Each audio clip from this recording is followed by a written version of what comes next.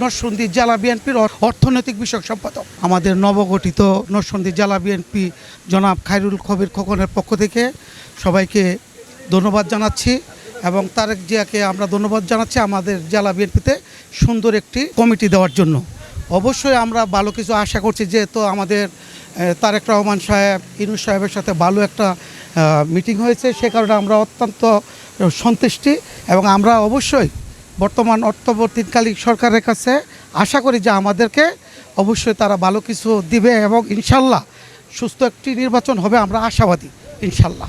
তো যার জন্য আমাদের এই দল গঠিত বিএনপি, আজকে আমরা যেহেতু নবগঠিত কমিটি আমাদেরকে তারেক রহমান দিয়েছে, সেহেতু আমরা অনেক প্রত্যাশা নিয়ে আমাদের জিয়াউর রহমানের মাজারে আমরা ফুল দিতে আসছি। মানে আজকে আমরা এটা আমি ভাষায় প্রকাশ করতে পারবো না, এটা আমি ভাষায় প্রকাশ করতে পারবো না। উনি আমাদের, যার জন্য আমাদের এই দল তৈরি, যার জন্য বিএনপি তৈরি, এটা আমার ভাষায় প্রকাশ করার মতো কিছু নেই।